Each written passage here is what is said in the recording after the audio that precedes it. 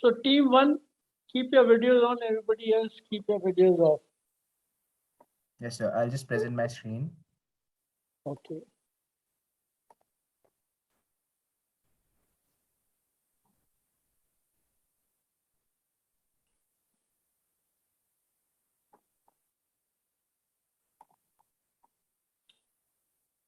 One second.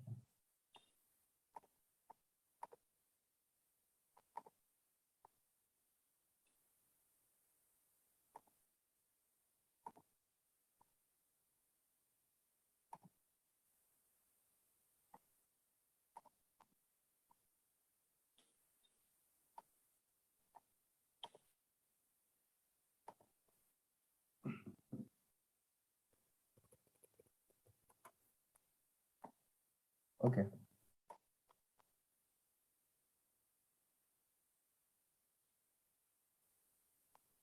Good morning, good afternoon, everyone. Today, we, the members of Group 1, will be talking about Pavlovian behavioral psychology and Stanislavski. Now, allow me to talk a little about Stanislavski. Konstantin Starjevich Stanislavski was a seminal Soviet and Russian theater practitioner. He was a widely recognized and an outstanding character actor, and many productions that he directed garnered him a reputation as one of the leading theater directions of his generation. Sorry. His immense passion for theater and the creative arts always made him curious about finding ways and methods to improve an actor's performance and hence the whole theater experience. Due to this curiosity, he researched various physical and physiological and psychological constructs that helped him deduce techniques and various methods to achieve that desire. Now, let's dive right into the presentation. Our presentation is outlined in three ways. One, introduction to learning. Second, introduction to conditioning. And third, Pavlov and Stanislavski's method acting. Let's start with introduction to learning. What is learning? Psychologists often define learning as a relatively permanent change in behavior as a result of experience. The psychology of learning focuses on a range of topics related to how people learn and interact with their environment. There are six paradigms of learning, which are on your screen right now: conditioning, observational learning, cognitive learning, verbal learning, concept learning, and skill learning. Most of them are pretty self-explanatory, but let me dive a little bit into cognitive learning. Cognitive learning is a change in knowledge attribute to experience, which basically means learning which comes from experience generated by a person's life. Now, I'd like to invite Ayush to further talk about conditional learning and the Pavlovian experiment. Okay, so now let's talk about classical conditioning. What is classical conditioning? You can see an authentic definition of classical conditioning on screen. But basically, classical conditioning, or we can say respondent conditioning, is learning through association. In other words, we can say two stimuli are linked together to produce a new learned response in a person or animal. It was discovered by a Russian physiologist, you know who? Yes, Pavlov. Next slide.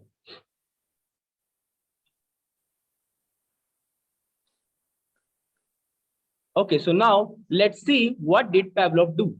He basically noted that food, which he considered as unconditioned stimuli, generated automatic response, or we can say unconditioned response from the dog in the form of salivation.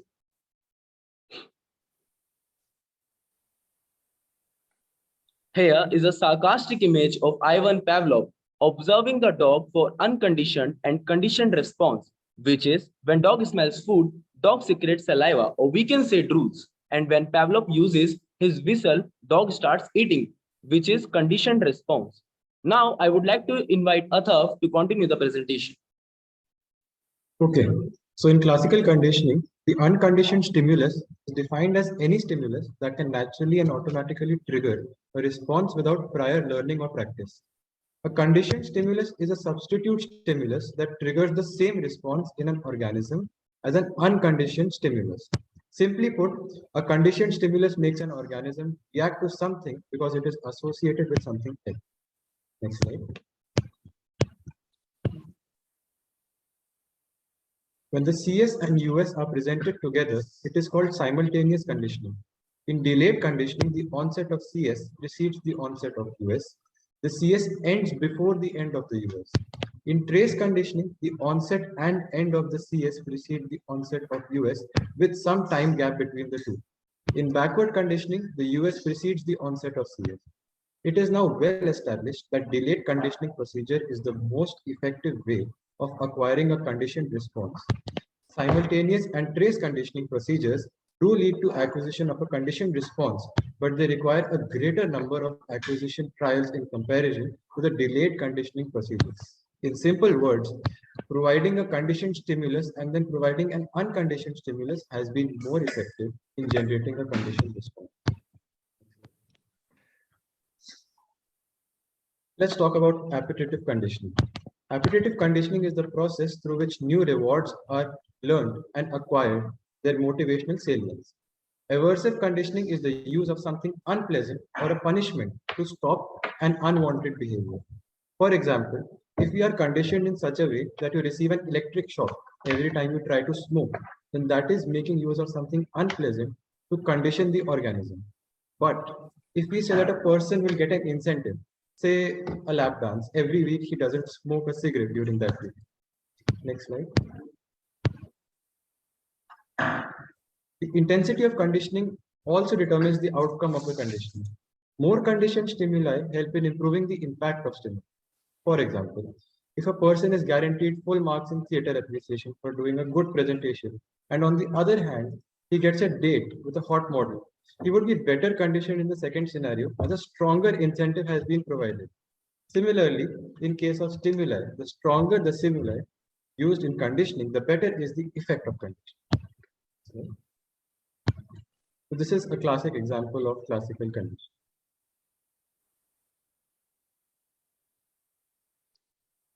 Now I would like Atyans to take over. So let us now see what is Stanislavski's method acting and how Pavlov's experiment helped him to improve it. In Stanislavski's method acting, the actors use their past experiences and emotions in order to bring out realistic emotions and feelings in the theater. Instead of just impersonating the character, they created an internal monologue which allowed them to think and act like the actor. This method was used by actors to create realistic portrayals of characters. But Stanislavski's dissatisfaction with his earlier experiments in emotional memory led him to develop a methodology that would change the way emotions were triggered. His aim was to create a performance that united psychological experience and physical action. So, in the late 19th and early 20th century, he turned to physiologist Ivan Pavlov's research on conditional reflexes to improve his method acting. Stanislavski's new methodology purported that emotions could be stimulated through simple physical actions. This was the basis of his new system called the method of physical actions. Next slide.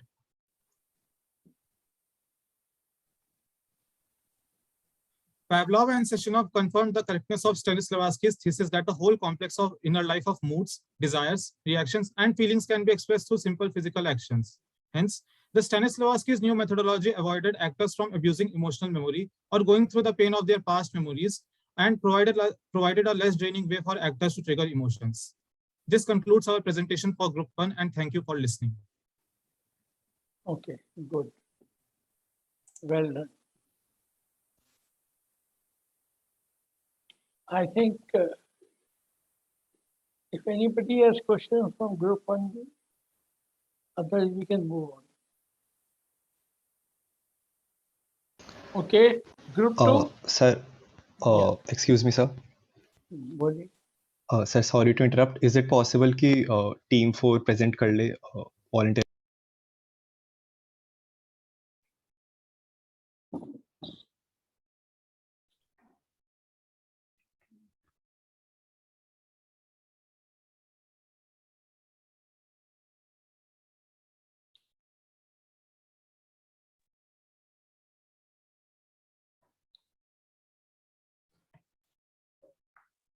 Is my screen visible?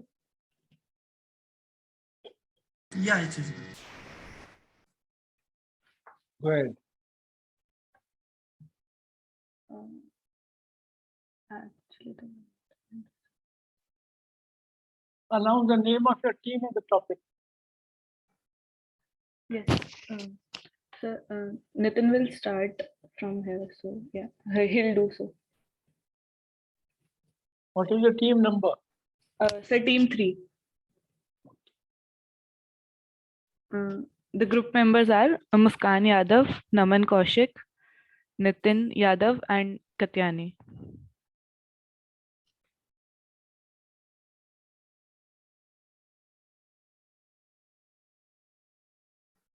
Nitin?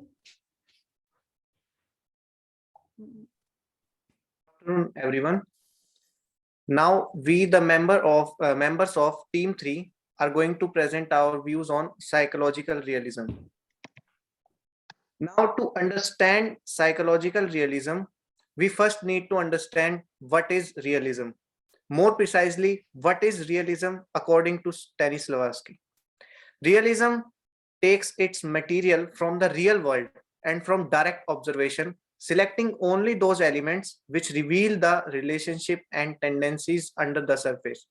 The rest was discarded. Now, moving on to psychological realism. Psychological realism is a literary genre that came to prominence in the late 19th and early 20th centuries. It's a highly character-driven genre of fiction writing as it focuses on the motivations and internal thoughts of characters. Psychological realism focuses on why something happens and not just the scenario that plays out. It focuses on the mental processes of the characters and often includes their inner thoughts and feelings along with their motives for behavior. A writer of psychological realism seeks to not only show what the characters do, but also explain why they take such actions. There is often a larger theme in psychological realist novels, with the author expressing an opinion on a political issue through the choices of his or her characters. In short, psychological realism embodied hidden conflicts within relationships and exposed those which are so embedded in everyday life. So how did psychological realism begin? So before psychological realism was crafted, acting was considered to be defined only by craft of vocal and gestural training. It was the duty of the actor to put those emotions to life. Formal categories like opera and melodrama played the notion of the actor as a chief representative of dramatic ideas. But in late 19th to 20th century, psychological realism was more talked about as its main focus was on the motivations and internal thoughts of characters. It was introduced by Henry James and as of now plays a very major part of much of the literature produced in the present day. Stanislavski flourished the idea of psychological realism and realized that an actor is an experiencer of authentic emotional moments. From this foundation, realism began to flourish. This reinvented the whole process of doing a drama and made it in a form that was easy to do and understand. This, of course, grabbed a lot of attention, and soon in the 1950s, there was a new wave of actors and a unique style of acting that was more focused on psychological realism. How we read and look at plays is same as how Stanislavski designed it to be. This idea dominated the notion of successful performances in cinema. I personally think that it is very important to understand the realism that was developed as it answers our numerous unasked questions and tells us about other crafts which we otherwise take for granted. Understanding psychological realism using Stanislavski's views. According to Mel Gordon, his detailed realism transformed the most commonplace scene into an orchestrated display of minute effects. Something modern had been born. The Mat had created what became known as psychological realism. Stanislavski's system. Stanislavski's system encourages actors to explore the develop skills in characterization through close analysis of text, searching for 5 major things: character development, motivations, motives, character interaction, and set design. Character development. This includes the effect of actors' childhood, parenting, personal, social, and cultural experiences. Motivations obviously are those that fulfill basic needs. Motives are often hidden but are revealed through subtext. Character interaction is influenced by all the previous factors. Set design that reflects the symbolic aspects of the themes of the text and historical context of the drama subtext. Yes, we know that was a lot of information to take in. So to make it even more easier to understand, let us look at an example. We present to you a play named A Doll House. The main characters are Krogstad. He's sort of an evil guy, but if you look at it from some different perspective, he ultimately turns out to be a good person in the story. Nora, the protagonist. Tolvard Helmer, he is Nora's husband. Christine, she is Nora's friend. Of course, we won't be showing the entire play due to time constraints. We'll just show a small section which highlights psychological realism. Before we present that section, a brief summary so that you understand what's going on in that part. So Tolvard and Nora, they are a well-off couple, but they come from humble beginnings. They have seen tough times earlier. Nora is depicted as someone who spends a lot, while Tolvard keeps telling her to reduce her spending. The scene starts with Christmas time, and Nora's friend comes to visit. She shares her story that things had gone downhill for her and requests her that she should ask her husband if she can hire her in the bank that the husband works in. Now, Krogstad is actually someone who works under Tolvard inside that same bank, and he is found to be indulged in something unethical. Tolvard thinks of firing him. Now, when Krogstad gets to know this, that he's about to get fired, we as an audience go into a flashback and get to know Nora's old story, that Nora had taken a loan from Krogstad during the hard times. And we also get to know that apparently, which Nora was overspending, she was actually using that overspending money to repay that loan. Moreover, this loan needed a signature from her father, which Nora had forged. But now Krogstad got to know this, and he began to blackmail Nora that if Tolvard fires him, he would tell Tolvard about the forgery that she had done. Now, after this, a series of events happen, and somehow Tolvard agrees. Somehow Tolvard gets to know about the forgery and starts shouting at Nora. He uses abusive language. He uses extremely harsh words. After that, again, there are a lot of events which happen, but ultimately Tolvard agrees to let go of the loan, and even agrees to let go of the job. Then Tolvard apologizes to Nora, but Nora felt that even after 8 long years of marriage, he cannot understand me, and then decides to leave him. She did not want to be treated like a doll, and hence the title, A Dollhouse.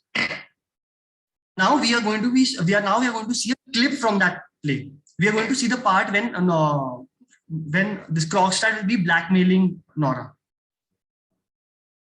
Now, a little bit description. Please notice how Nora's inner thoughts are being portrayed. That is where the psychological comes in.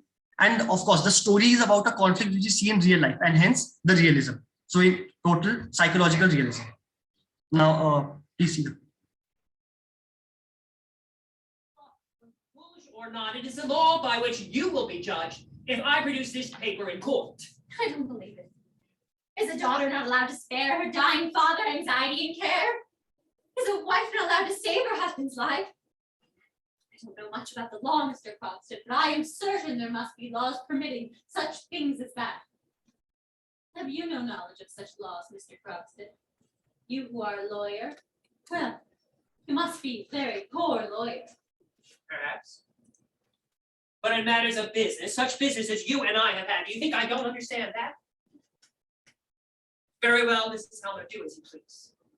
But let me tell you, if I am to lose my position a second time, you will lose yours.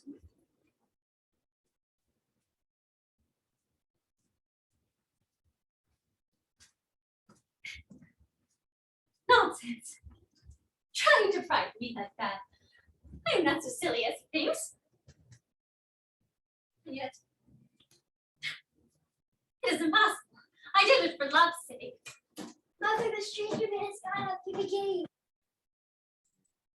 Now, if anyone would like to give their observation, please feel free to do so now.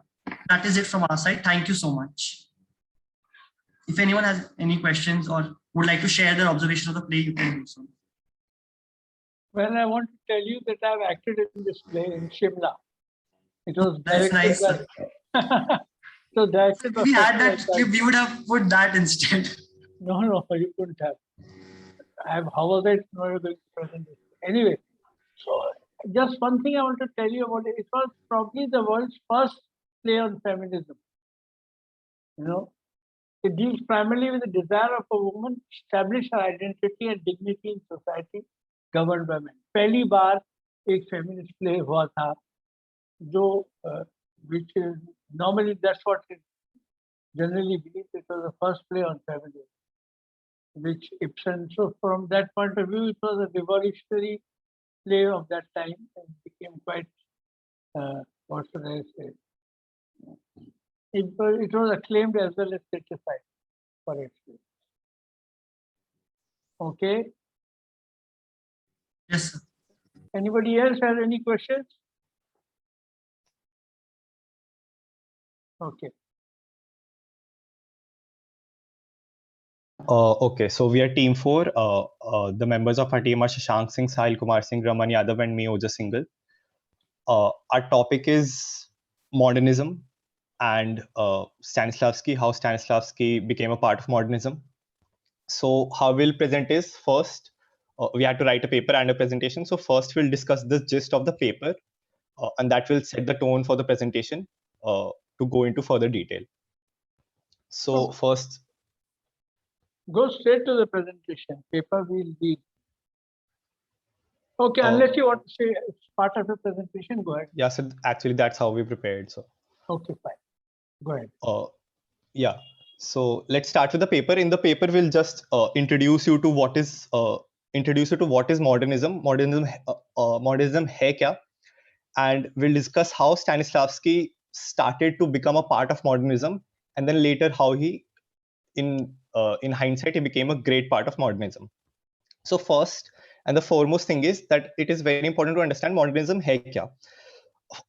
When you hear the word modernism, it feels like a very abstract word. We have heard it 1,000 times, but sense nahi banta hai. So what modernism is, we'll talk about it.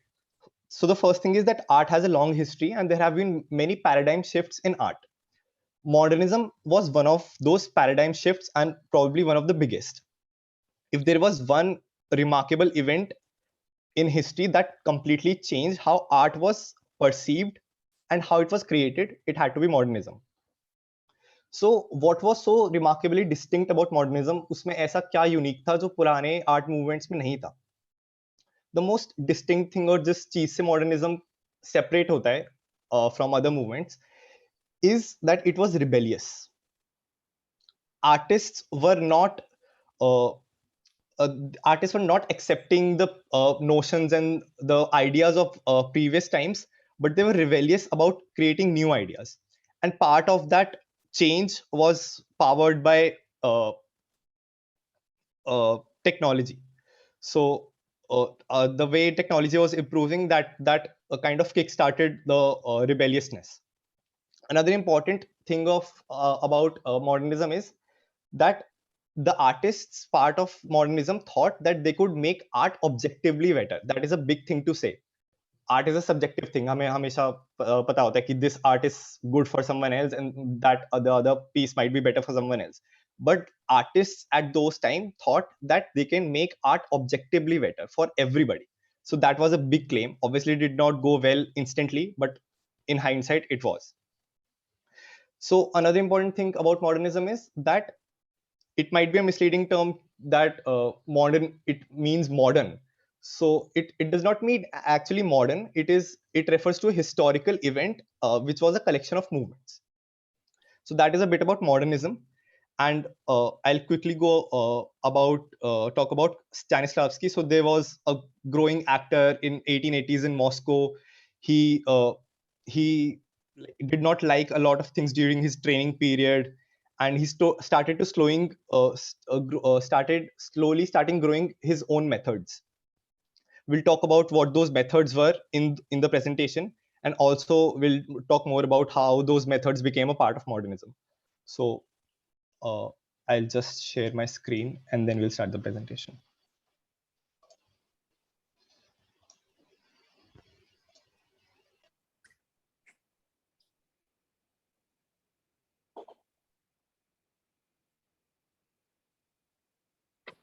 Thank you, Ojas.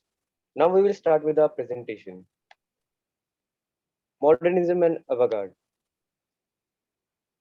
Basic key takeaways. What is modernism and avant-garde? Brief history of modernism. What does modernism mean in theater? The Moscow Art Theater. Changes made by Stanislavski. Influences of Stanislavski. How his method affect the modern world? Now I would like Shashank to share his thoughts. Good afternoon. My name is Shashank. I'll be speaking on avant-garde and modernism. Modernism describes a series of reforming cultural movements in art, architecture, music, literature, and applied arts, which emerged roughly in the late 19th and early 20th century. Next slide, please. History of modernism. According to a critic, modernism developed out of Romanticism revolt against the effects of Industrial Revolution, and it changed the way art was created and, more importantly, how art was perceived. It covers many political, cultural, artistic movements rooted in the changes in the Western society. In the 19th century, many works of art were coming out, which did not lie within the traditional boundaries. These works were rebellious, they rejected art's traditional techniques and ideas, and claimed that these are the ideas that will make art objectively better. The avant-garde pushes the boundaries of what is accepted as the norm or the status quo, primarily in the cultural realm, and this is precisely what these works were doing. 40 years later, this movement slowed down, and this is the movement that is now referred to as the modernist movement. Modernism in theatre. So while the modernist movement was taking place, the theatre was receiving a lot of public criticism and backlash as it did not align with the mainstream theatre of the time. In the modernist era, a significant part of modern theatre was avant-garde art, which mostly disagreed with mainstream theatre and was an alternative to it. Next slide, please. Modernism and avant-garde are two ideas that are very closely related to each other. Avant-garde art consisted of breaking boundaries, which eventually led to a whole movement, now known as the modernist movement. Now I'd like to invite Raman to continue the presentation. Good afternoon, everybody. My name is Raman Yadav, and now I'll be sharing my thoughts on MET and changes made by Stanislavski. Next slide, please. MET, the Moscow Art Theater, was a theater company in Moscow. It was founded in 1898 by seminal Russian theater practitioner Konstantin Stanislavski, together with the playwright and director Vladimir Nemirovich Denchenko. It was conceived as a venue for naturalistic theater in contrast to the modern melodramas that were Russia's dominant form of theater at that time. The theater, the first to regularly put on shows implementing Stanislavski's systems, proved hugely influential in the acting world and in the development of modern American theater and drama. At the beginnings, in 19th century, Stanislavski and Denchenko both wanted to reform Russian theater to high quality art that was available to general people. They set about creating a private theater over which they had total control. On 22nd June 1897, two men met for the first time at Stanislavski at Slayansky Bazaar for lunch that started at 2 p.m. and did not end until 8 a.m. in the next morning. While Stanislavski approach to the theater revolved around the acting process, Nemirovich was far more concerned with the literary and intellectual angle. Previous slide, please. I'm still at MIT.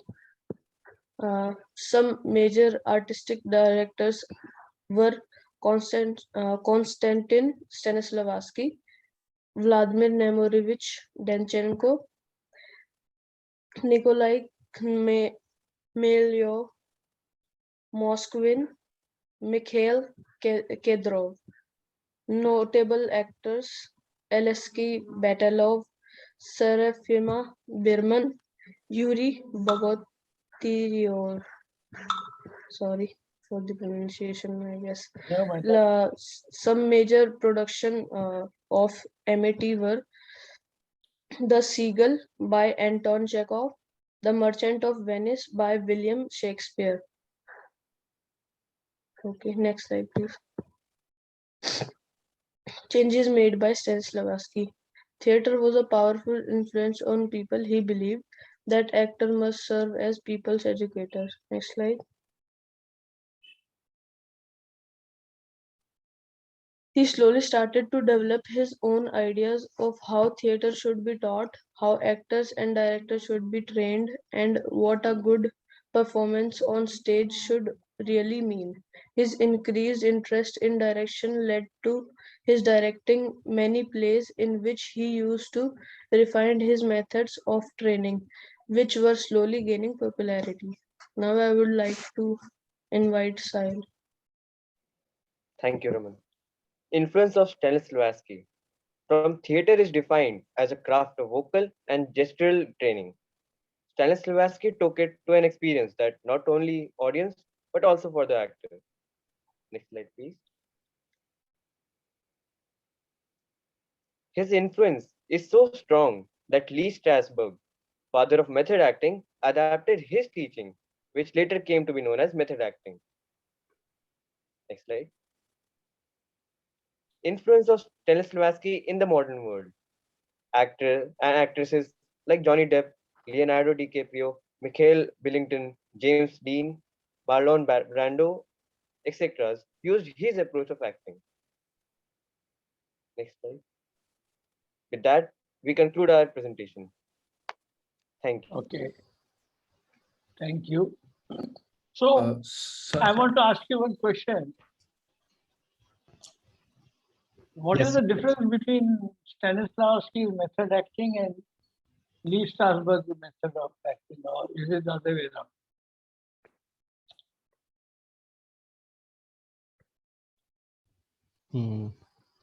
Sir, I personally haven't read about the other actor much, so if anybody else would like to answer. Does anybody know from your team? Method acting तो दोनों का ही नाम है था. Yes, sir. Actually, the principles were the same. He adopted his principle, but basically, he used some more advanced techniques, which he did not use, I guess. No.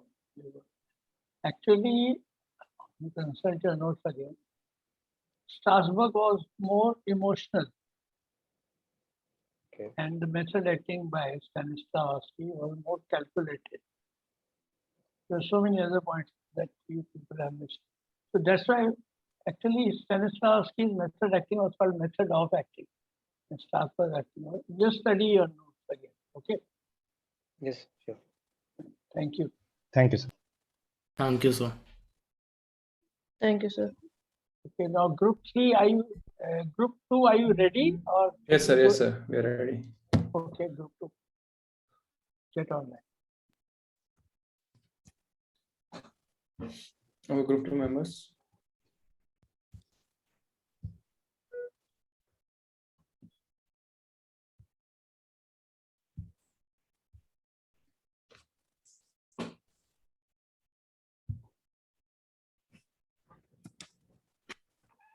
Good morning, everyone. Thank you for being here today. I, Harsh, with my team member Dishant Yadav, Chaitanya Jain, Diksha, are here to tell you about socialist realism. So now question arises, what is socialist realism? Don't worry, after the presentation, you will know all about it. What is socialist realism? Socialist realism is an art movement that comprised various different forms of thoughts throughout history. Socialist realism is a teleological oriented style of realistic art which has as its purpose the furtherance of goal of socialism and communism. Socialist realism was an art movement for the people. Its primary goal was to abandon the highly technical and intellectual or avant-garde in favor of celebrating the working classes in high nationalist portrayals and advancing the social vision of communism in general. It was official style in countries like Russia in between 1932 and 1988. It should not be confused with social realism, which is a type of art that realistically depicts subject of social concern, although they are related. Here are some pictures for your visual cravings. How it started. For the average Russian person before the Russian Revolution, access to art would have been limited due to less literary and lack of transport and lack of wealth to learn art. At that time, the majority of population has been access to religious artworks such as religious iconography, painting of church, etc. During next slide.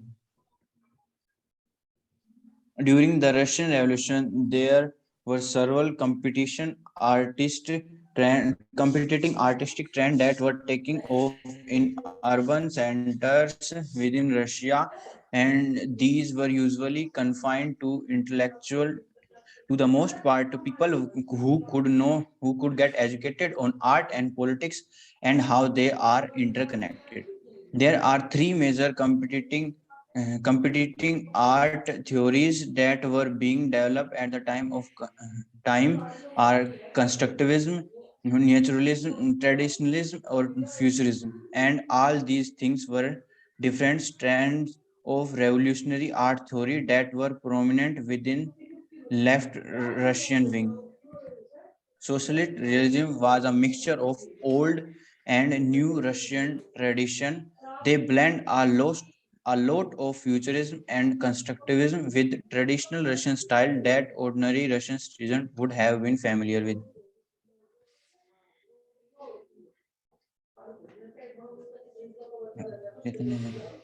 Now, let's go to the history of socialist realism. Socialist realism officially sanctioned theory and method of literary composition prevalent in the Soviet Union from 1932 to the mid-1980s. For that period of history, socialist realism was the sole criterion for measuring literary and theater works. Socialist realism follows the great tradition of the 19th century Russian realism in that it falsely claims to be a faithful and objective mirror of life.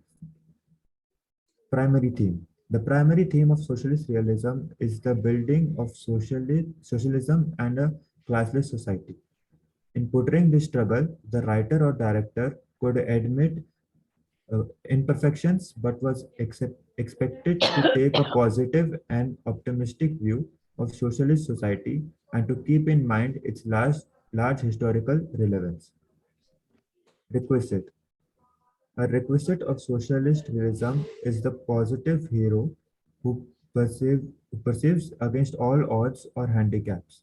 Socialist realism thus looks back to Romanticism in that it encounters a certain heightening and idealizing of heroes and events to mold the consequences of the masses. Socialist realism was also the official sponsored Marxist aesthetic in the visual arts, which fulfilled the same propagandic and ideological functions as did literature and theater. Idealization. Socialist realism, realistic theater performances used naturalistic idealization to portray workers and farmers as dauntless, purposeful, well-muscled, and youthful. The end of an era. Socialist realism remained the official aesthetic of the Soviet Union and of its Eastern European satellites until the late 20th century, at which time the changes in Soviet society, initiated by the Soviet leader Mikhail, led to the abandonment of the aesthetic. So now the question arises how it is linked with Stanislavski. If you remember, Sir taught us in class about Moscow Art Theatre. Moscow Art Theatre was founded in 1898 by the seminal Russian theatre practitioner Konstantin Stanislavski and the playwright-director Vladimir Nevzhorovich Danchenko. Its purpose was to establish a theatre of new art forms with a fresh approach to its functions. It was conceived as venue for naturalistic theatre in contrast to the melodramas that were Russia's dominant form of theatre at that time. Now, according to one's Mel Gurdon say, Stanislavski detailed realism transformed the most commonplace scene into an orchestrated display of minute effects, and something modern had been born. He founded the Stanislavski system, and the Met had created what became known as psychological realism. Stanislavski organized realistic techniques into a coherent and usable method. Thanks to its promotion and development by acting teachers who were former students and many translations of his theoretical writings, Stanislavski's work draws on a wide range of influences and ideas, including his study of the modernist and avant-garde development of his times. No, the correct pronunciation is avant-garde. Avant-garde. So it's avant-garde. Avant-garde. The Met and Stanislavski system gained more popularity when they were crowned as exemplary models after socialist realism, established as the official party line in the aesthetic matters in 1934.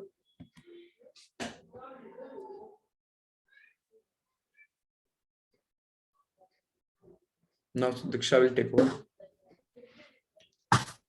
Let's conclude what we have gathered. Next slide, please. Socialistic realism is great success. It has all started in 20th century in Soviet Union as an attempt of depicting new kind of art, but it is all grow in the new culture art policy of the Soviet Union. This kind of art shows the reality of life, but it is far away from the melodramas that were famous before that era. So it got success in portraying socialists and communists. So in lump sum, it is great success. And Stanislavski system got engraved by all this. Next slide, please. Bottle. Pani bottle.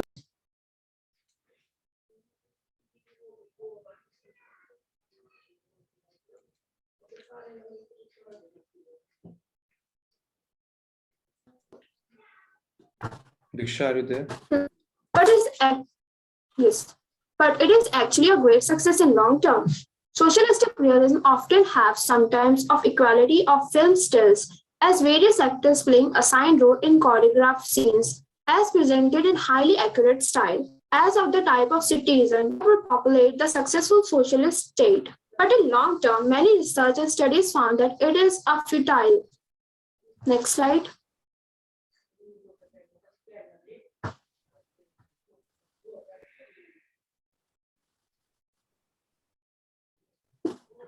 If not, why?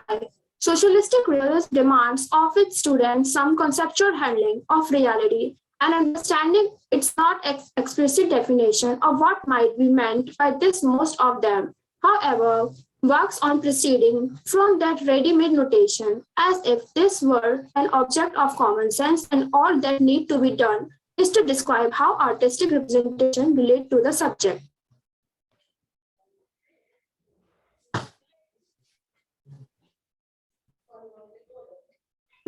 Social realistic, bogus or genuine. The general consequence in Soviet studies is that socialistic realism is a bogus realism is so far as willfully ignores the gap between actual existence and willfully ideologic projection, sending a blind eye on the former, and that kind is derivatives from the latter Soviet literature. And art commits violence against reality. in its most of dramatic but also curious. This line of thinking represents the culture of period as the rape of real. And this is all from our side. Thank you. Here are some of the references, and if you want to know more about it, you can check the links. I'll put it in the chat box. Thank you. Okay, thank you very much. Which is the next team? Group 5. Okay. Group 5, are you ready? Yes, sir. Yes, Okay. sir. Start. Yes.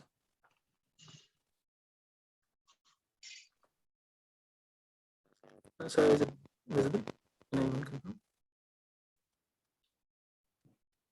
Shivansh, your voice is breaking. If you can just turn off your camera.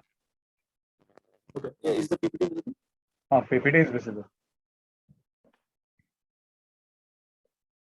Very good evening to you all from Group 5. My name is Ayush Singh, and along with my fellow mates Shivansh Mittal, Vibhu Jain, and Shreyanshu Sharma, we will be presenting on the topic Romanticism and its social science influence on Stanislavski method of acting theory.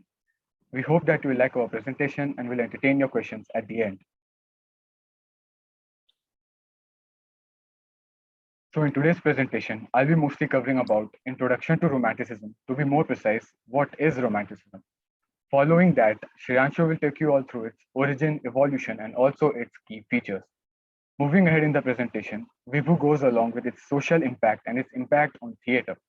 And finally, Shivansh will be ending with Stanislavski views on Romanticism and a brief conclusion. So let me guess, what was the first thought that came to your mind when you heard about this word, Romanticism? I'm sure that to most of you, the first thought would have been that it's somehow related to romance. While growing in a Bollywood environment, whenever the word romance comes up, all we can think about is Shah Rukh Khan with his arms spread, which is quite expected, right? But let me tell you something. Romanticism has nothing to do with romance. Although romanticism sounds similar to romance, but you don't confine the vast spectrum of romanticism to the ideas of romantic love and other sappy worldly affairs.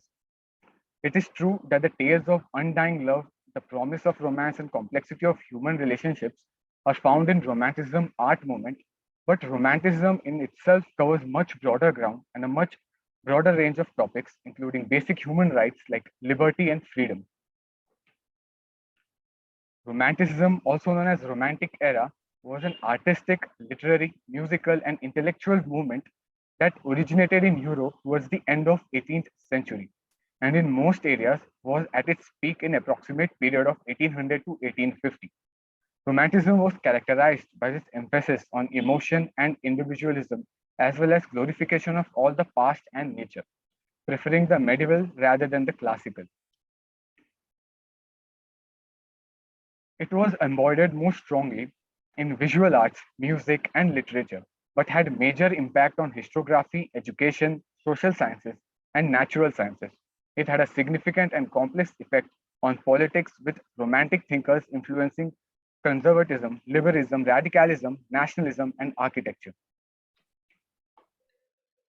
The origin and evolution of Romanticism. Jean-Jacques Rousseau.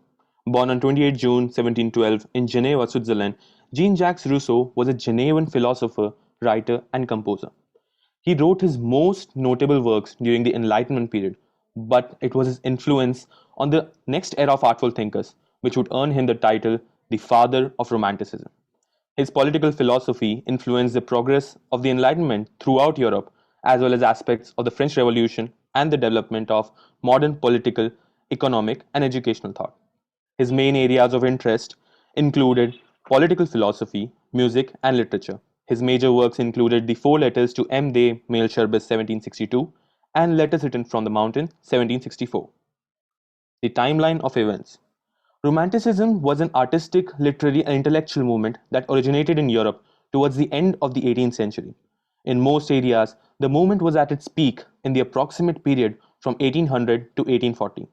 Romanticism, first defined as an aesthetic and literary criticism around 1800, gained momentum as an artistic movement in France and Britain in the early decades of the 19th century and flourished until the mid-century. Beginning in Germany and England in the 1770s, By the 1820s, it had swept through Europe, conquering at last even its most stubborn foe, the French. It traveled quickly to the Western Hemisphere and in its musical form has triumphed around the globe, so that from London to Boston to Mexico City to Tokyo to Vladivostok to Oslo, the most popular orchestral music in the world is that of the Romantic era. The split in Romanticism. In the later period of Age of Romanticism, Romanticism underwent a split into two groups. The first one being the German Romanticism, the second one was the Wagnerian Romanticism, which revolved around Richard Wagner, who was a renowned German composer, theatre director, and polemicist and conductor. The features of Romanticism. The first, the individualism. Attempts to recover the lost wisdom of childhood led Romantics to reflection and introspection. This fascination with subjectivity contributed to the Romantic movement's veneration of individualism.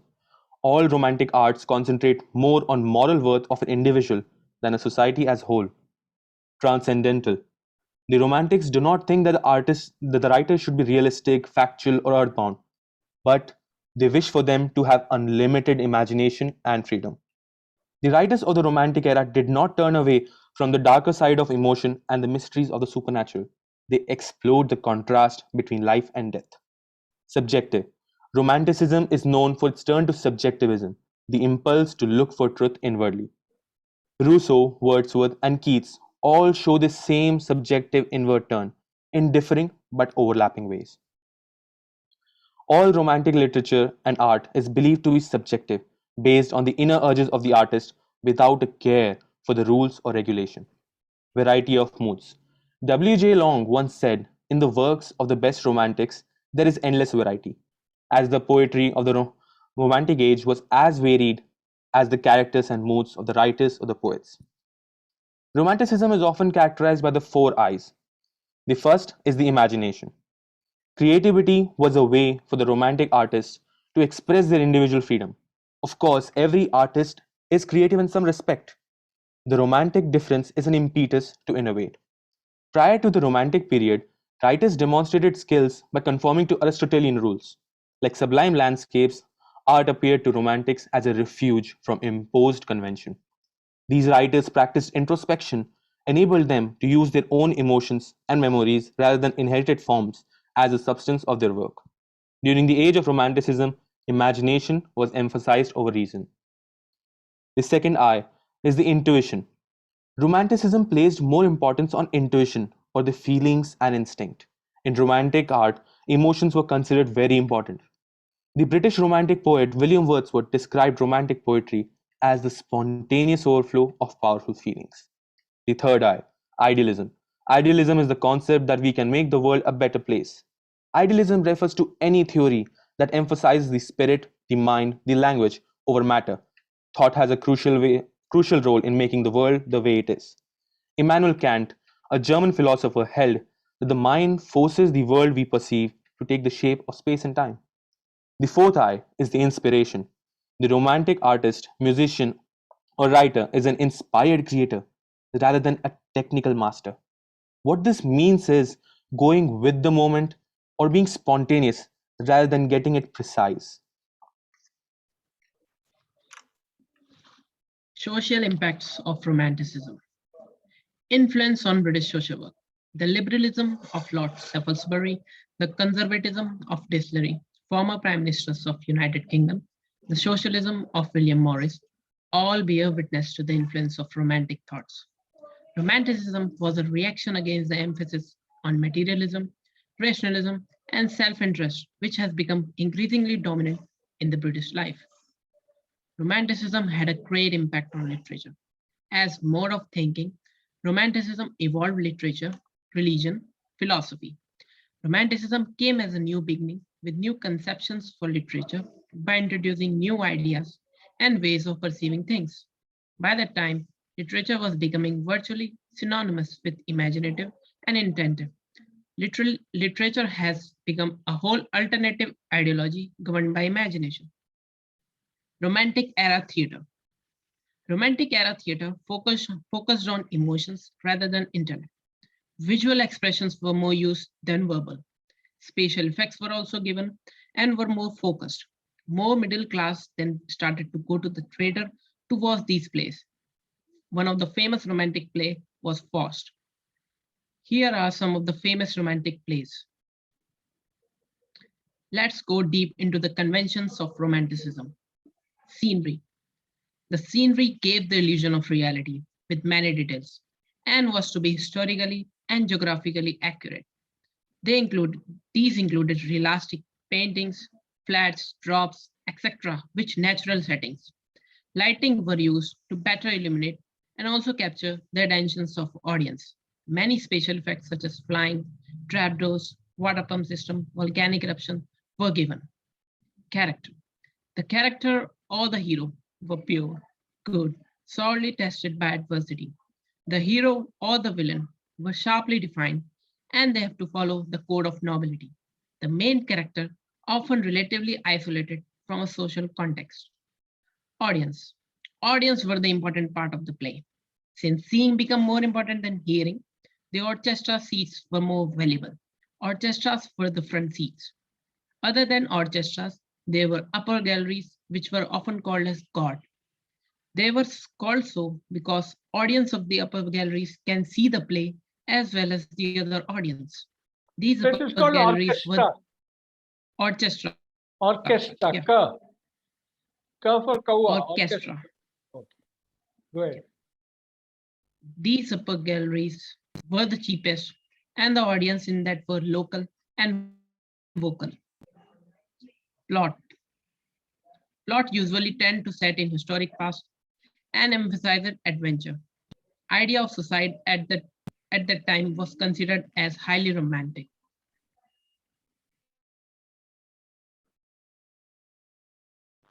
Now let's get to know more about Stanislavski's view on Romanticism. Shakespeare's plays exploded onto the Russian stage during the second quarter of the 19th century. In a short duration, Russia had accepted Shakespeare as a cultural god. As expected, 19th century Romantic theatre venerated Shakespeare. However, Stanislavski, who rejected Romantic theatre, contested the Romantic interpretation.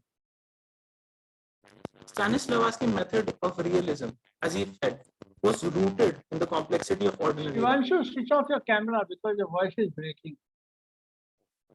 Okay, sir. Go ahead. Is it better? Is it better now? No. Chala do camera chala. फर्क नहीं पड़ा. It does not make a difference. Yeah, go ahead. Stanislavski's method of realism, as he felt, was rooted in the complexity of ordinary life. He equated romanticism with oversimplification. He felt romanticism concentrated more on the spiritual turmoil of the main characters and thereby reducing the play to its principal character and the character to a single strong passion.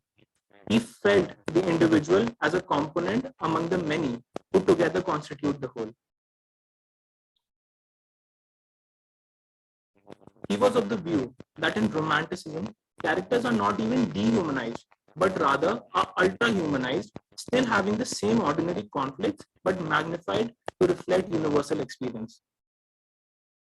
In order to get realistic portrayals of characters, Stanislavski allowed the use of their emotional experiences, just as early Romanticism followed, to get organic performances from the actors. The first 25 years of Stanislavski's career as a director revolved around being dedicated to theatrical experimentation, which ultimately led him to focus on a systematic analysis of the art of acting. Even though, on the surface, it might seem like Romanticism and Stanislavski's method are unrelated. However, if you explore the depths and learn about the rich history of both, you will see the influence that Romanticism had on Stanislavski's theory was immense and undeniable. Romanticism helped refine his method. From Romanticism, he was able to find flaws in the existing methods employed in theatre, which helped his theory to evolve, thereby cementing Romanticism's contribution in his method of acting. Thank you, everyone. We thank you all for being such intent listeners. We sincerely hope that you found this presentation very interesting and informative. We'd love to answer any queries if you have. We will try to answer them to the best of our capabilities and knowledge. Thank you. Does anybody have any questions? Yes, sir. Only. Sir, can we say romanticism is a kind of self-love?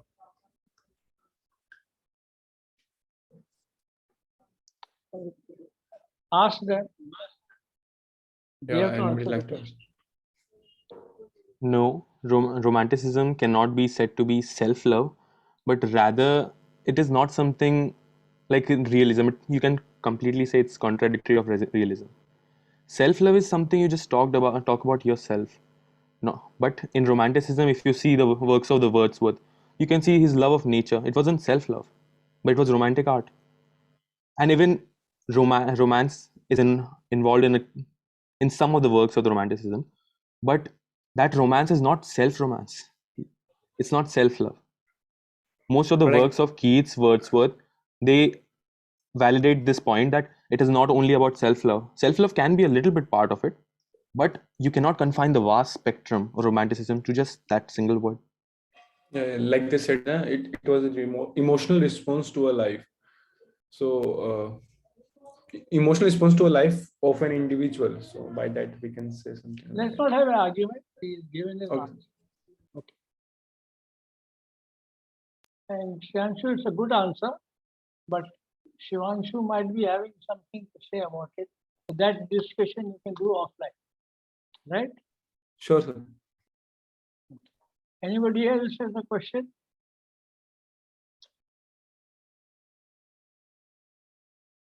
Okay. Thank you very much. Thank you, sir. Thank you, sir. Next is team 6. Are you ready? Yes, sir.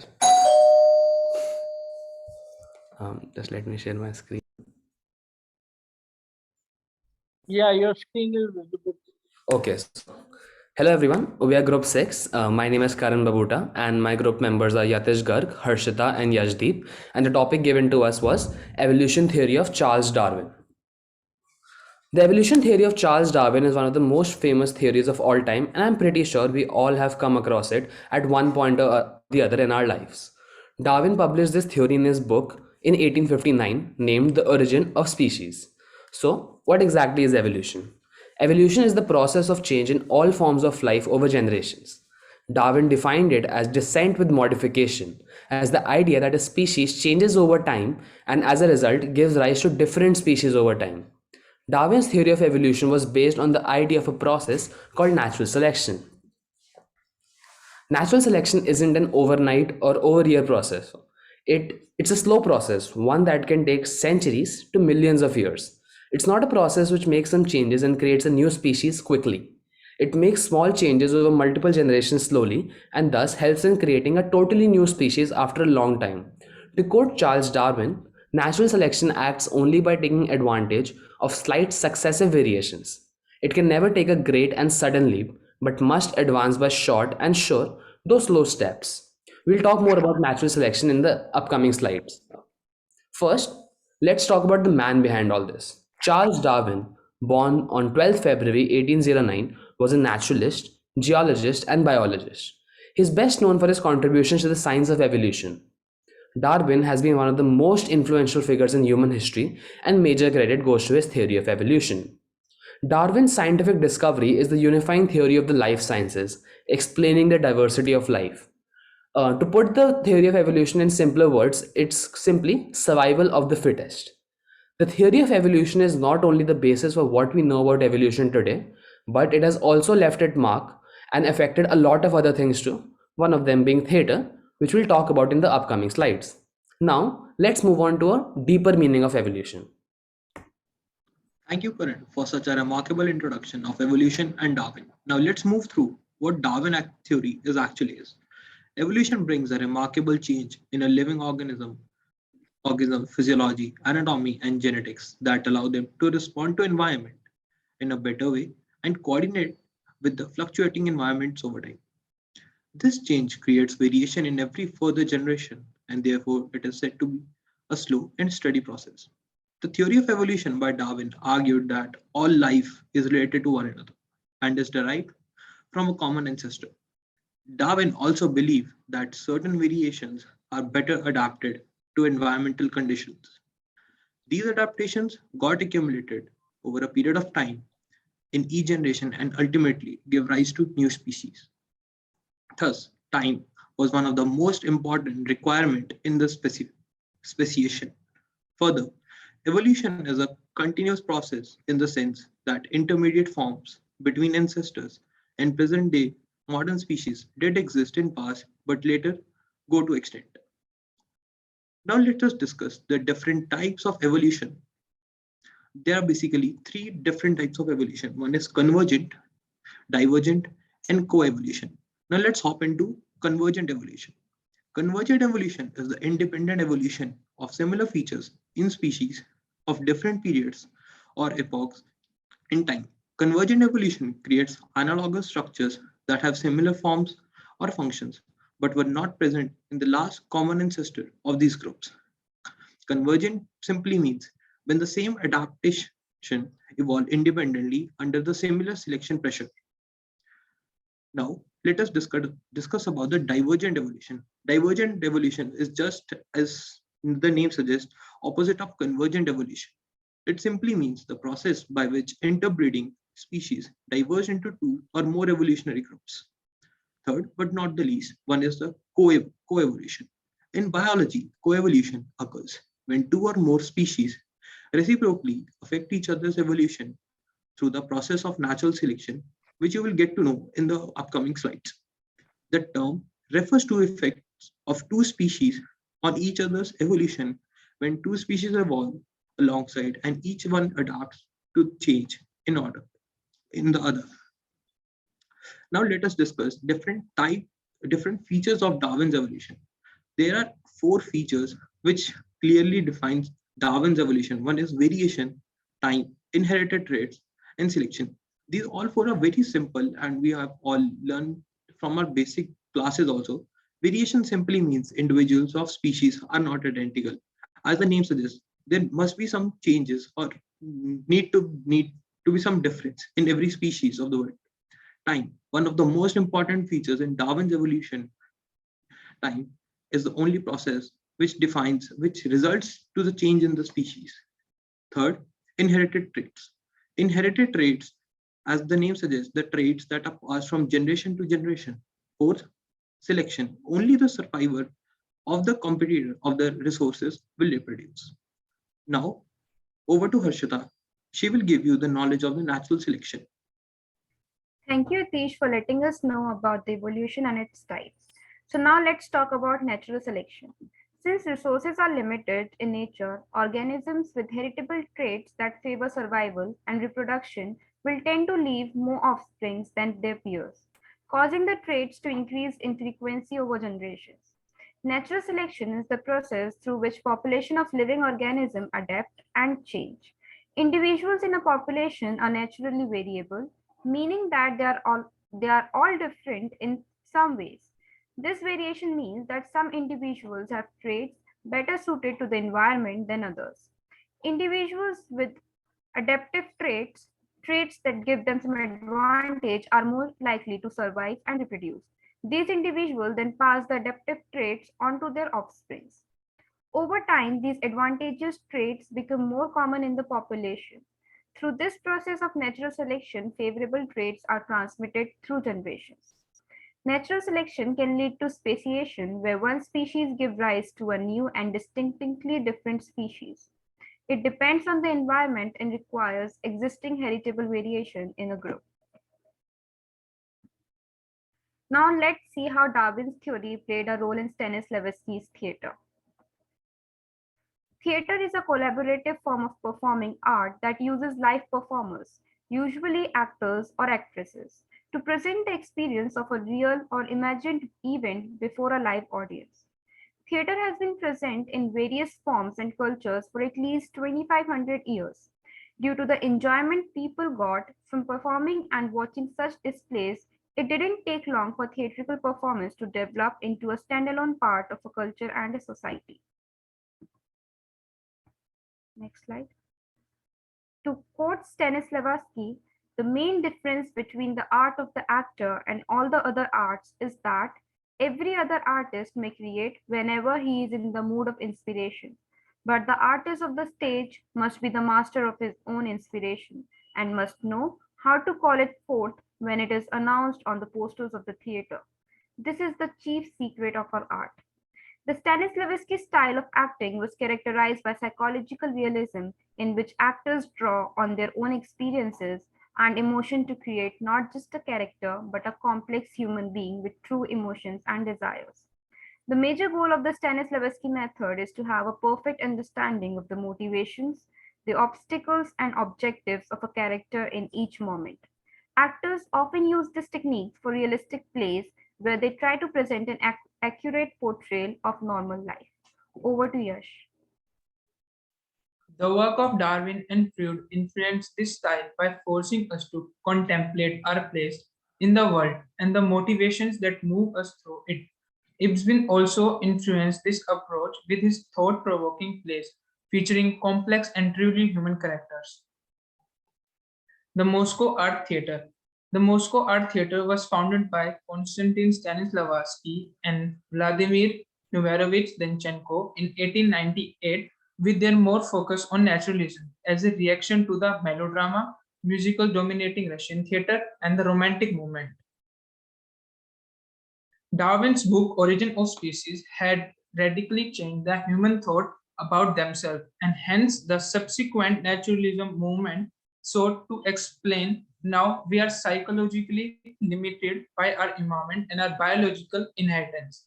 All of this led to Moscow Art Theatre to evolve a form of realist theatre, which allowed to give these plays expression with the stage as a kind of specimen jar. The actors relied on their emotional memory to produce complex psychological states with which the audience could identify. At last, I want to conclude our presentation with a quote that movies will make you famous, television will make you rich, but theater will make you a good person. Thank you and have a nice day. That's a good quote at the end.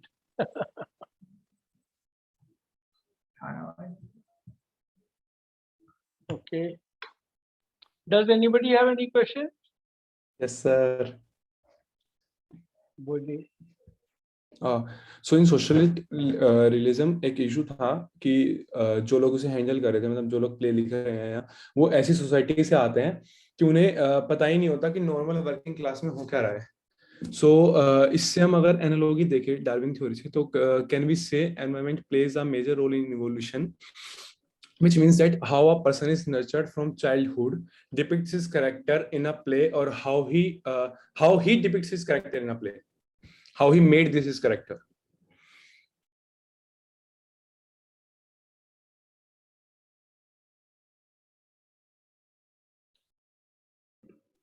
I think matlab kind you can say that. I mean like one thing can be that कोई किसी को कोई अगर acting की opportunity मिलती है, किसी को कोई रोल मिलता है, तो definitely they do try to relate it with their upbringing and their natural life, how they live their life. तो उस वे में कह सकते हो कि किसी को कोई रोल मिलता है, they do try to relate it to their real life. Thanks, Karan. Okay, does anybody else have a question? Okay, so next team is team 7. Team 7, are you ready? Yeah, we are ready, but Yes, sir. Yes, sir. we are. Okay, start.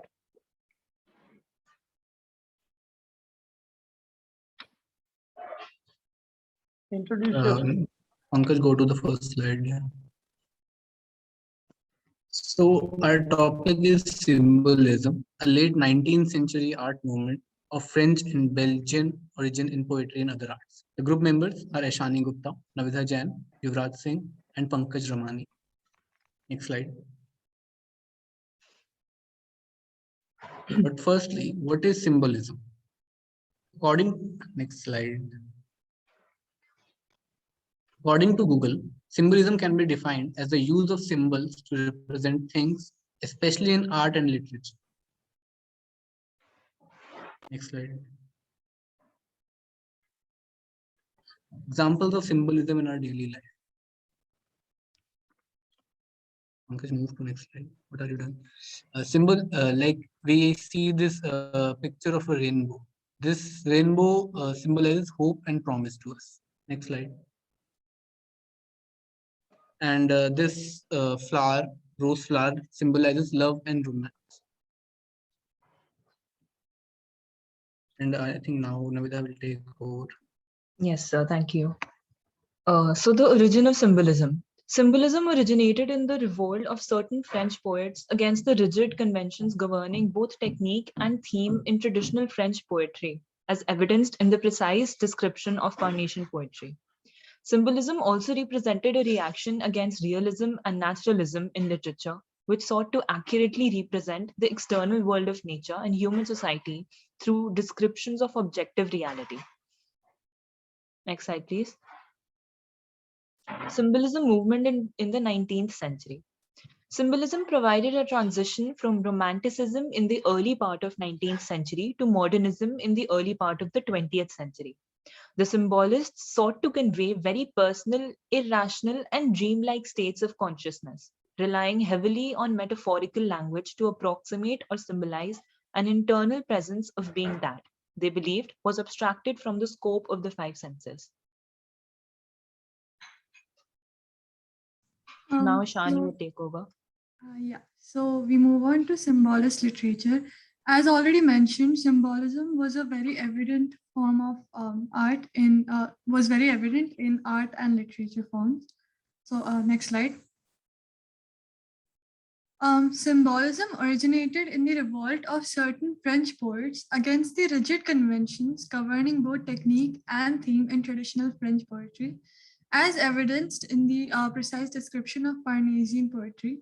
So basically, before symbolism arrived, everything was very rigid and art wasn't as subjective as it became later on.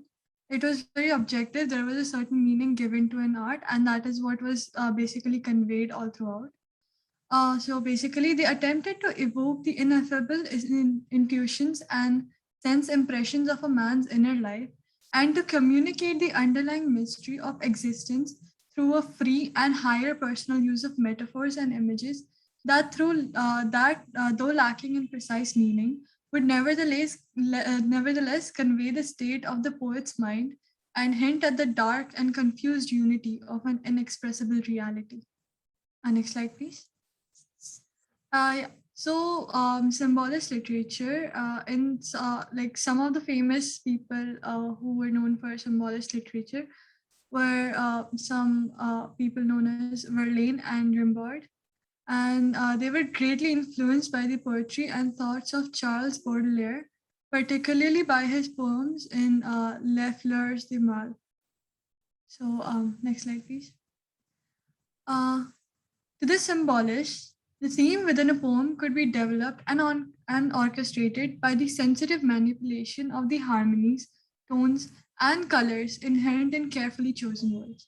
So in literature, if a person ever tells you that the room was a light shade of orange, you would assume that the room is somewhat royally decorated, and you would assume that it has a warmer vibe to the room. But if somebody says that the room was brightly colored in white lights, then you would assume that it has a more cooler shade, and it is more, a white shade would describe attentive colors. So that is how they portrayed it through their words. Next slide, please. Many little symbolist reviews and magazines sprang up in the late 1880s. Their authors freely participating in the controversies generated by the attack of the hostile critics on the movement. So like I already mentioned, a symbolist literature was very subjective. So people had different interpretations that gave rise to quite a lot of controversies. Next slide. Mallarmé, he became the leader of the symbolists, and his divagations remains the most valuable statement of the movement's aesthetics. In their effort to escape the rigid metrical patterns and to achieve freer poetic rhythms, Many symbolist poets resorted to the composition of prose poems and the use of verse liber, which means free verse, which has now become a fundamental form of contemporary poetry. So basically, I don't know if you already know this, but the symbolist movement was not only evident in the 19th century, but is also very prevalent right now. And imagine somebody says, "I give you a green light." You would imagine that that person is telling you that you're free to go ahead with that task, that whatever that it is you want to do. So as you can see that this form of symbolism is still evident right now, and it has only grown by the time. Next slide, please. The symbolist movement in poetry reached its peak around 1890s and began to enter a precipitous decline in the popularity about 1900s. Symbolist work had a strong and lasting influence on much British and American literature in the 20th century. However, next slide, please. Their experimental techniques greatly enriched the technical repertoire of modern poetry, and symbolist theories bore fruit both in the poetry of W.B. Yeats and T.S. Eliot, whom I'm sure you've already heard of in your schools and other books and libraries, and in the modern novel as represented by James Joyce and Virginia Woolf, in which word harmonies and patterns of images often take preeminence over the narrative. Next slide, please. Yeah, so now Pankaj will take over. Symbolism also exerted a strong influence on the arts, including theater, painting, and music. Here we have presented some of the famous poets and their contribution. In 1848, Baudelaire participated in two major political events in France, the Revolution of 1848 and the June Days Rebellion.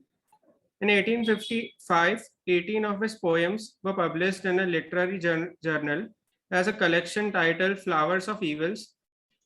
Flowers of Evil was eventually expanded to include over 100 poems and published as a single volume. In 1860s, Baudelaire began to compose the prose poems that were posthumously collected in the volume Little Prose Poems. Baudelaire died of complications resulting from syphilis on August 31st, 1867 in Paris, in financial ruin and with many of his poems still unpublished. However, the young generation of writers who developed the symbolist movements regarded him as their literary father, and Baudelaire soon came to be widely viewed as one of the greatest French poets of the 19th century. Alexander Blok. He is also a great poet. And next, who's next? Acha, one question. You covered all these poets. What connection does it have with Stanislavski's theatre? Sir, we come to that later in the slides, but basically all these poets, they are just used as examples to illustrate better what symbolism meant. And we already mentioned how symbolism was subjective, right? So we mentioned the different poets and people just so that people get an idea that different poets had different meanings of symbolism to themselves. And later on, we describe how it influenced Stanislavski's thought process. Okay, so my suggestion to you, Ashwani, you seem to understand the subject very well, there's no doubt about it. But the point is that when you're presenting something, you should always present. Reason why your slideshow has become very big is that you've just collected material about these people and you've written large paragraphs on that. If it was a focused paragraph, reflecting the theatre aspect of it, reflecting how symbolism affects theatre, then it would have been more interesting. You get my point? So We we have do have symbolism that in part. theater from slide Yes. 34.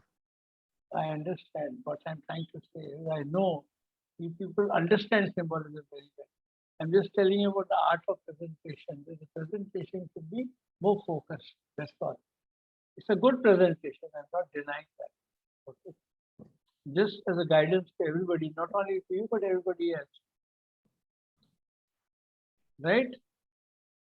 Don't mind my interjection. This is only to explain to you people what it is. Okay, go ahead. Symbolism in paintings. Symbolism in paintings took its direction from the poets and literary theorists of the movement, but also represented a reaction against the objectivist aims of realism and the increasingly influential movement of Impressionism. Next slide, please. This one. The manifesto proclaimed that every person, natural element, and object should be used to represent a symbol of a deeper idea or emotion. Morales believed that rather than replicating reality, artists should suggest it with symbols. Though it began as a literary movement, symbolism was quickly adopted by a group of young visual artists. Now, who this is followed a its very lead. good slide. Let me tell you one thing. This is a very good slide. What you content is beautiful. And your next slide, I got a glimpse of it. Let's have a look at it. Go ahead. Next slide. Yeah. So, yeah. And while Gustave Moreau painted detailed ornamental paintings inspired by mythology, Odilon Redon painted surrealist black and white drawings of body parts, James Ensor created a unique style based on grotesque, distorted figures. The art of Gustav Klimt and Edvard Munch combined symbolism with art, nouveau, and expressionism. Here we have the pictures of Gustave Very good. Moreau. Very good. Very good. Go ahead. Most symbolists painted in wide strokes of unmodulated color, creating flat, abstract figures and forms. The technique was popularized by Puvis de Chavannes, who used highly simplified forms to express abstract ideas articulately. Like here we can see this lady with, I don't know what these things are, but the artist has used this representation pretty well here. Next slide, please. Yeah. I think Navidha will take over from here. Yes. Next slide, please. So firstly, we have Gustave Moreau's painting. Gustave Moreau's visually overwhelming painting. This is a climatic scene from an ancient myth. Jupiter, the king of gods, had been having an affair with the gorgeous mortal Semele, who got pregnant. So the three sad figures that are seated at the bottom of the throne. One on the left is holding a bloodied sword. In the middle, it's the goatee sporting god of shepherds, Pan, hanging his head in sorrow. On the right, the figure is holding a white lily symbolizing birth and motherhood. The black wings represent one of Jupiter's attributes, which is the eagle.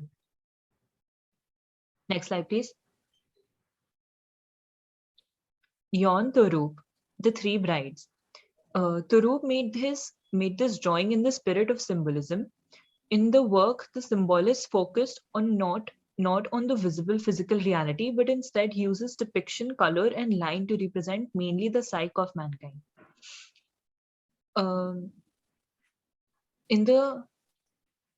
Back to that painting only. Previous slide, please. In the three brides, the young woman in the middle is literally and figuratively central.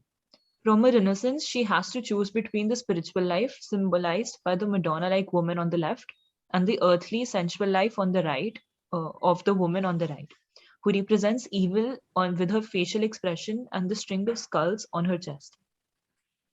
Next slide, please. So the eye like a balloon, strange balloon mounts towards infinity is a painting by Odilon Redon. The large scale of the eye is the symbol of the spirit rising up out of the dead matter of the swarm. This is a physical organ that looks upward toward the divine, taking it with dead skull. The aura of the light surrounding the main image helps express the idea of the supernatural. Next slide, please. The Death and the Masks. This is by James Ensor. A group of masked figures confronts the figure of death, centrally situated and draped in a white color that infiltrates the entire picture. This is composed of marks adorned with drapery, hats, and even blue glasses.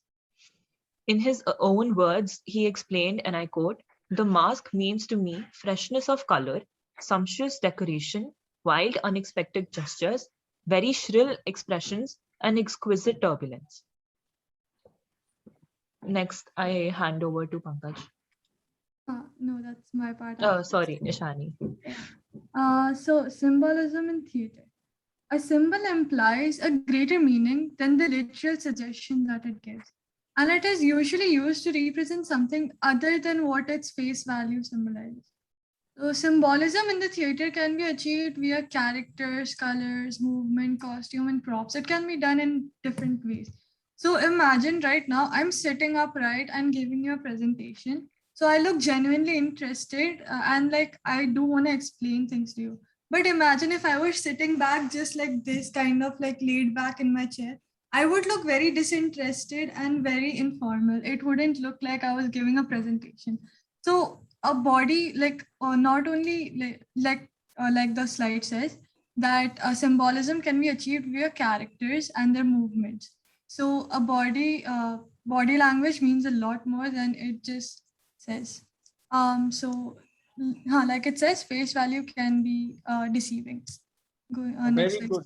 That's a good observation, because body language also reflects the kind of character a particular person. Exactly. As theater is often a blend of visual and performing arts working in harmony, many of the sets and props in symbolist plays were also anti-realistic, non-naturalistic, and were often used to symbolize emotions or values in society. A huge throne could symbolize power. A window placed in the set could symbolize freedom in the outside world, or a simple action by a character could symbolize a greater ideal in the context of a play. So for example, you're seeing me wearing full sleeve jacket with like a hoodie, which is pretty thick right now. And looking at that, you would assume that I'm feeling really cold and I'm sitting in like a cold weather, which could be true if I were outside. But right now in my room, it is pretty hot. So I'm using a prop to give you an example of my surrounding. I am using a prop to show you or symbolize the kind of feelings that I am supposed to be feeling right now. So next slide, please. Paul Fort, a French poet, opened up the Théâtre d'Art in 1890, where a lot of symbolist plays were done. The symbolist playwrights of the time included Paul Claudel and Auguste Villiers de l'Isle-Adam from France, along with Maurice Maeterlinck from Belgium. There are other playwrights that dabbled in symbolism, namely Eugene O'Neill from America, W.B. Yeats from Ireland, and August Strindberg from Sweden. Strindberg was known for being very closely associated with Expressionism in theater. Next slide, please. In France, the Théâtre d'Art and the Théâtre de l'Ouvre put on plays by symbolist writers and held experimental poetry stagings. In addition to the plays of the French writers, they produced adaptations of the works by Edgar Allan Poe, which had recently been translated by Mallarmé, and of Salome, the play Oscar Wilde had written in French during his exile from Britain. So now I'll hand over to Pankaj to explain Stanislavski's role.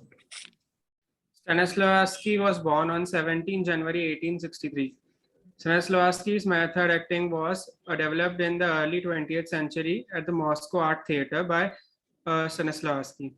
To begin employing the Stanislavski method, actors generally go over the scripts very carefully, looking for the key identifying factors. The concepts are frequently referred to as objective, obstacle, and method.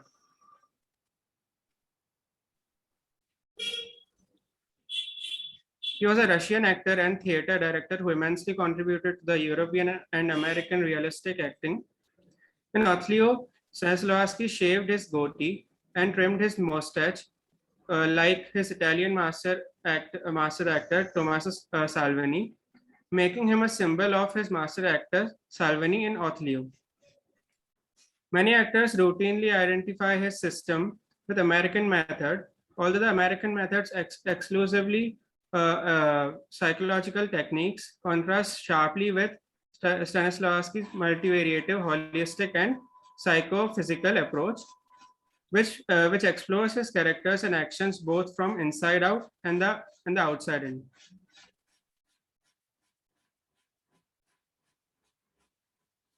Stanislavski absorbed the major social and political changes going on around him, and they informed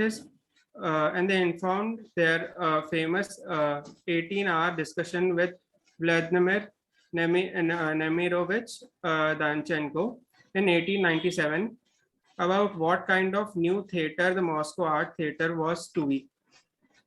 Stanislavski's work draws on a wide range of influences and ideas, including his study of the modernist and avant-garde developments of his time. Russian formalism, yoga, Pavlovian,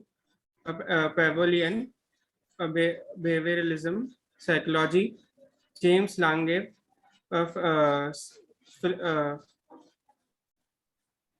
So you've taken this from the PPT. Yeah, some of the lines I've taken from the PPT. So then what is the need of presenting it over here? What?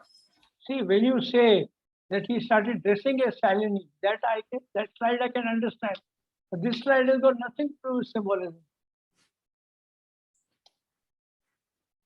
You get my point? The previous slide has something to do with symbolism. This slide has nothing to do with symbolism. Yeah. Just stick to the relevant part. Okay, fine, sir.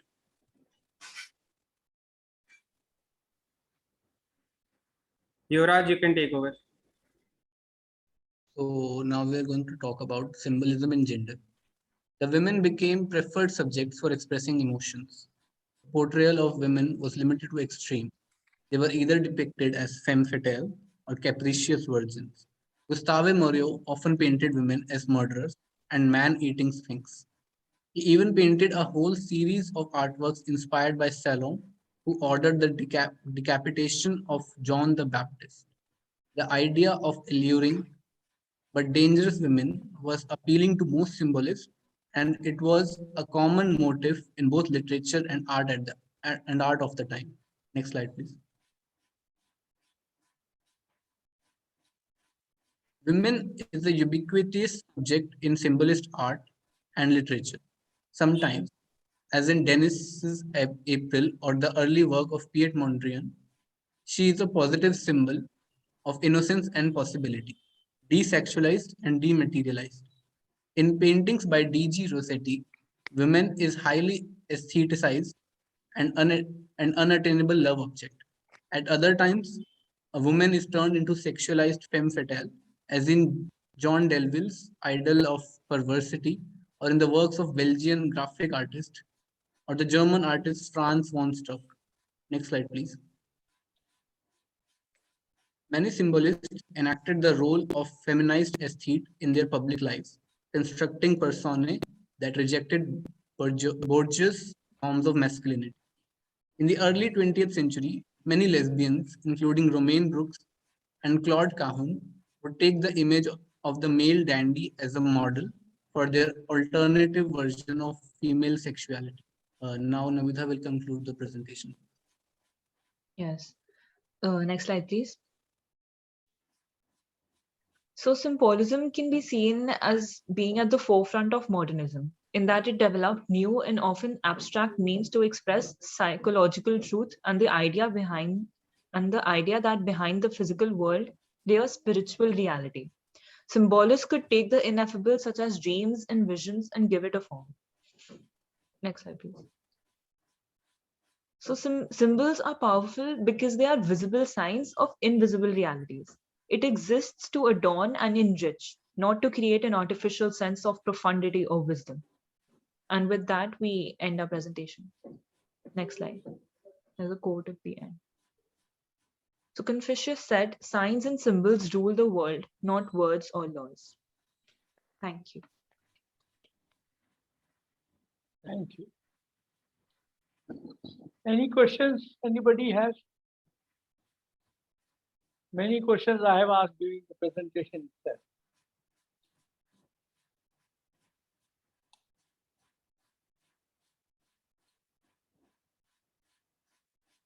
Okay, thank you very much.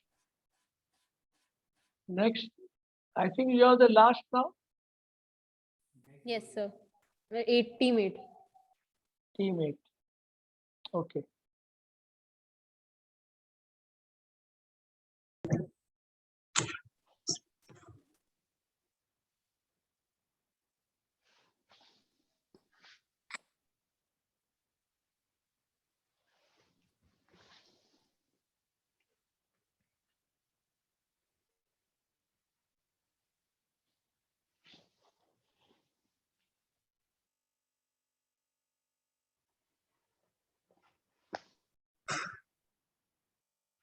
Hello everyone. Today we the members of Team 8 Hunar Kush, Dhruv, Anushka, are going to present a presentation on the topic surrealism.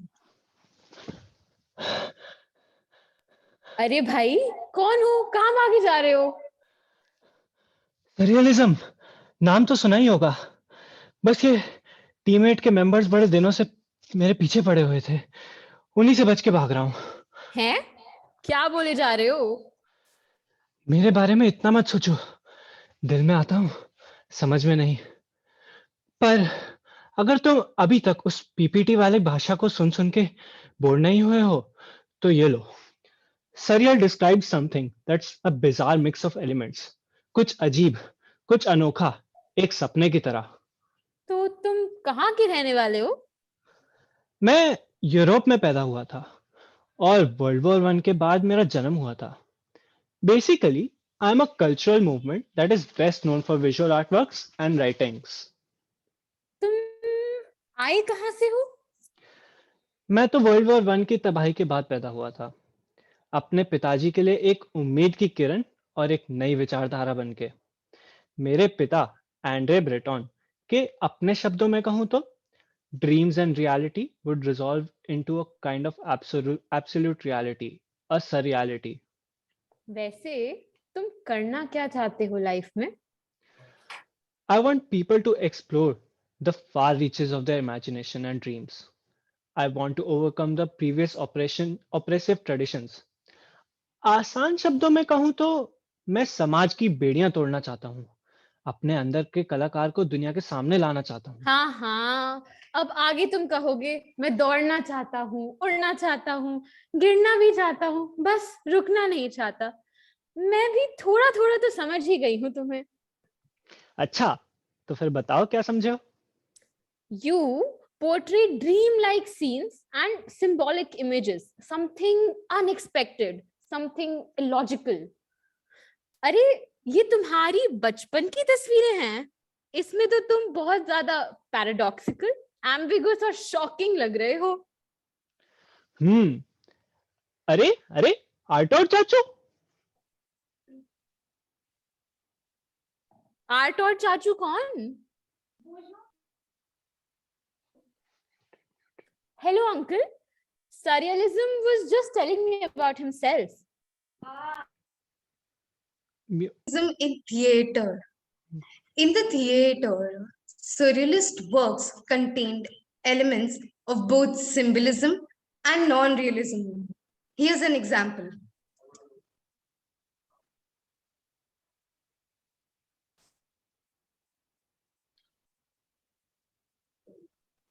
Performed mainly on the stages of Paris in the 1920s, surrealist dramas were often met with hostility and proved to be anything but mainstream entertainment. Now, let me introduce you to my greatest creation, the theater of cruelty. My creation can be seen as a break from traditional Western theater and a means by which artists assault the senses of the audience. According to me, cruelty is not exclusively sadism or causing pain, but just as often a violent physical determination to shatter a false reality. without an element of cruelty at the root of every spectacle, the theater is not possible. अरे but मेरे friend naturalism के पापा स्टैनिस uncle तो कुछ और ही कह रहे थे. Oh, Mr. Stanislavski. Did somebody call out my name? Oh, hello, Mr. Stanislavski. Mr. Artaud was telling me about his theater of cruelty. Yes, I was just going to tell him how important it is to diminish the distance between the audiences and actors in a theater. Unlike. No, I believe that the audience should act like a fourth wall so as to make the place more believable. By turning the theater into a place where the spectator is exposed rather than protected, you are committing an act of cruelty on them. In contrast, in my theater, the spectators are watching a real life scenario, making them totally engrossed in the performance. Even if I am committing an act of cruelty, my characters are able to express things that others are unable to say, because I believe that language is an entirely sufficient means to express trauma. In my method of naturalistic acting, the actors become emotionally and psychologically involved with their roles, which helps create a convincing and realistic performance. But अरे even though. बस बस इनकी गिच pitch तो चलती रहेगी. तुम ये बताओ, डू यू गेट मी और not? Do you get me? Anishka Anishka Anishka. Anushka, हाँ, थिएटर की पीपीटी का कंक्लूजन नहीं करना? हाँ, करते हैं, बताती हूँ. So, even though surrealism was widely adopted and portrayed in other art forms, it wasn't successful in theater. The surrealist movement in France, from its inception in 1924 until the Second World War, presented only 17 theatrical productions. Only 2 names can be associated with the surrealist theater: Roger Weitrak and Antonin Artaud.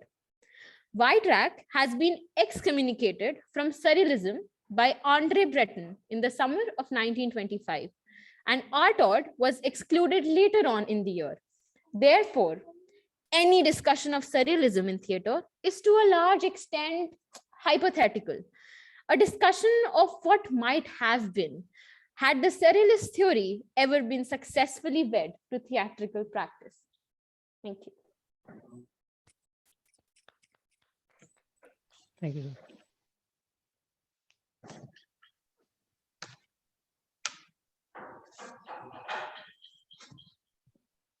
In conclusion, I can tell you that a lot of contemporary theatre is surrealistic, especially coming from Europe, and even in India, at National School of Drama, they've done some experiments. And Dhruv Mishra, you are in college, both of you. Yes, sir. So I came to college about on Tuesday. Oh, Yes, sir, sir, I saw you. We weren't aware of that. I bumped into Kasyayani, you know. So anyway, does anybody have questions? I think a lot of people have left. But anyway, this was a very interesting format. And Yes, so we tried something new. you tried something new. And being theatre people, I'm so glad that you tried something. Thank you, sir. Okay. So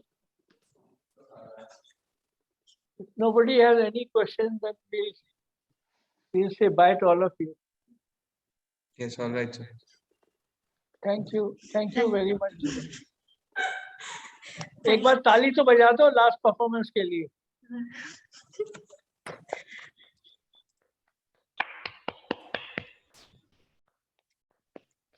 ठीक है. Thank you. Thank you, sir. Your play is going on well.